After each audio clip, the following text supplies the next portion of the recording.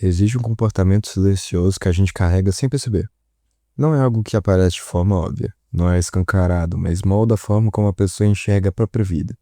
É como se em algum momento ela tivesse chegado à conclusão de que a felicidade não foi feita para ela. Não de forma consciente. Não como uma decisão clara, mas como uma crença que se infiltra aos poucos. A pessoa começa a agir como se viver bem fosse algo reservado aos outros.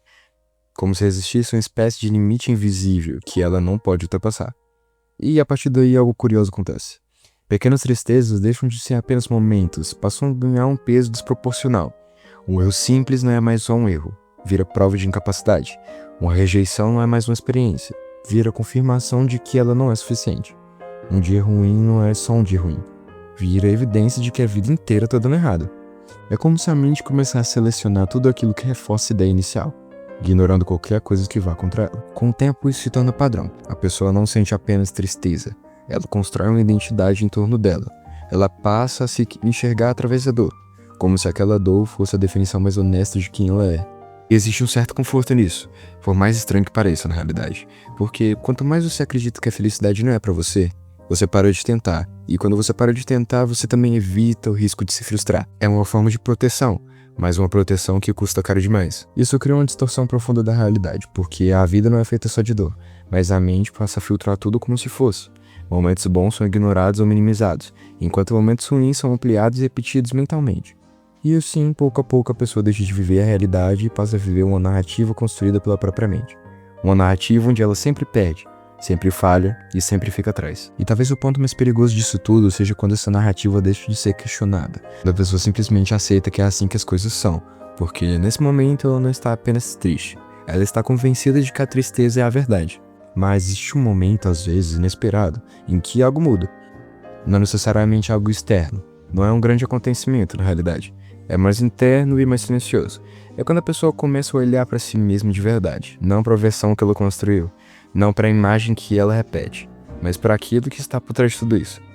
E aqui as coisas ficam mais complexas, porque quando você começa a se enxergar com mais profundidade, você percebe algo desconfortável. Aquilo que você chama de eu pode não ser tão sólido quanto você imaginava. Muitas das suas ideias sobre quem você é não vieram de você. Foram construídas ao longo do tempo a partir de experiências, opiniões externas, comparações, expectativas. Você precisa de mais. Ok, você começa a perceber que sua identidade é em grande parte uma narrativa. E quando essa percepção aparece, ela pode assustar. Porque se o seu eu não é fixo e nem definitivo, então o que você é de verdade? Essa pergunta não tem resposta simples, e possivelmente nunca vai existir uma resposta. É exatamente por isso que muita gente evita ela. Mas quando você não evita, e quando você realmente entra nesse tipo de reflexão, você pode acabar chegando em algo que muita gente chama de crise existencial. Mas talvez esse termo é meio fraco. Talvez seja mais honesto chamar de algo que pessoalmente gosto de chamar de o abismo. O abismo não é só um conceito qualquer. É algo que eu pessoalmente enxergo quase como uma ideologia. Uma forma de entender o momento em que você decide olhar para si mesmo sem filtro. O abismo começa quando você tenta entender como sua mente funciona, como sua personalidade foi construída e como suas emoções influenciam suas decisões. É quando você deixa apenas de viver e começa a se observar de verdade. E quanto mais você mergulha nesse abismo, mais perigoso ele fica. Porque você começa a perceber coisas que antes estavam escondidas. Começa a enxergar padrões, contradições, incoerências, e isso pode te levar para alguns lugares que nem sempre são confortáveis. Por isso dá para dividir esse abismo em 3 níveis. No primeiro nível, você começa a entender seus próprios comportamentos. Aquilo que antes parecia automático começa a fazer sentido, porque você percebe que muitas das suas atitudes não são tão aleatórias assim. Elas são, na verdade, respostas a emoções que você nunca lidou direito. Emoções reprimidas, ignoradas e empurradas para dentro da sua personalidade. E sem perceber, você passou a agir com base nelas. Nesse nível, você começa a entender que não reage ao mundo como ele é, mas como você se sente nele. No segundo nível, as coisas ficam mais profundas, porque você começa a perceber de onde essas emoções vieram. E a maioria das vezes elas não nasceram agora. Elas vêm do passado, de experiências, de situações e momentos que te marcaram mais do que você imagina. E aí você entende algo pesado. Grande parte do que você sente hoje não é sobre o presente, é sobre o que você ainda não resolveu. É como se você estivesse vivendo uma vida cheia de ecos do passado, repetindo padrões, reagindo a coisas que já aconteceram, e isso traz uma sensação estranha, quase como se você estivesse preso em algo e nem percebeu quando começou. E então chega o último nível, o mais profundo e o mais desconfortável, que é quando você começa a questionar tudo. No terceiro nível, você começa a questionar suas crenças, ideias, ideologias, sua forma de ver o mundo. E aos poucos você percebe que muitas das coisas que você sempre considerou verdade talvez não sejam. Talvez sejam construções, influências, talvez sejam coisas que te ensinaram a acreditar. E isso te leva a uma pergunta bem mais pesada do que todas que eu já fiz você fazer até agora. Você é quem você realmente acha que é? Ou você é resultado do que implantaram em você? Esse é o ponto que o abismo realmente se revela. Porque não existe resposta. E se existe, pelo menos não é fácil. E é exatamente por isso que dá susto. Porque ao mesmo tempo que você está tentando entender coisas sobre a sua vida que você sequer sabia, isso faz você se perder cada vez mais dentro do próprio conhecimento. Quer um exemplo? Dipper Pines. Sabe aquele personagem de Gravity Falls? Um cara extremamente inteligente, consegue entender coisas de maneira bem simples na realidade. Porém, obviamente, isso não ia durar muito. Até porque ele realmente é inteligente, mas toda essa inteligência acabou deixando as coisas extremamente mais complexas para ele do que deveriam ser. E isso fica bem claro no episódio que ele tenta convencer a Wendy a dançar com ele. E em vez de ele simplesmente convidar, ele basicamente cria diversos clones de si mesmo, o que acaba resultando, obviamente, em um desastre. Ele praticamente destrói a festa inteira só porque queria dançar com a menina. E não teve coragem de agir de forma simples. Ou seja, toda essa racionalização na mente dele acabou fazendo com que ele se tornasse um personagem extremamente neurótico. E eu diria até um pouco ansioso. Até porque, cá entre nós, ele basicamente fez várias versões de si mesmo para conseguir fazer um plano para convidar alguém para dançar. Até porque você pode até entender o que está acontecendo dentro de você.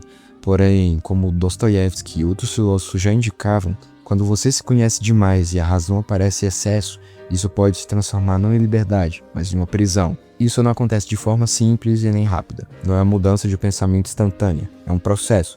Um processo que exige consciência, desconforto e principalmente disposição para questionar aquilo que você sempre acreditou ser verdade. Talvez a maior armadilha da mente humana não seja a tristeza em si, mas a forma como ela transforma essa tristeza em identidade. Porque sentir dor faz parte da experiência humana, mas se tornar a dor, isso é outra coisa, completamente diferente. E no fim, talvez a pergunta mais importante não seja por que eu sou assim, mas sim quem eu estou me tornando a acreditar nisso. Até porque se a gente parar pra pensar, essa sensação de cair dentro de si mesmo, de pensar demais, de se observar a ponto de se perder, não é algo novo. Muito antes de qualquer roteiro motivacional ou de qualquer conceito moderno, a crise existencial já era discutida por filósofos. Kierkegaard, por exemplo, falava sobre algo muito próximo disso.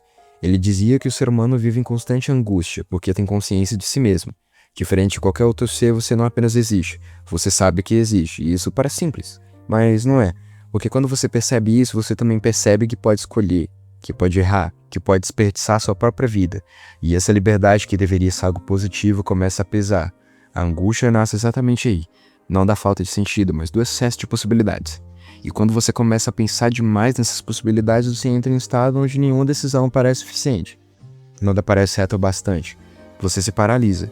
E isso se conecta diretamente com aquele momento do abismo, onde você entende tudo, mas não consegue agir. Friedrich Nietzsche traz uma ideia ainda mais desconfortável.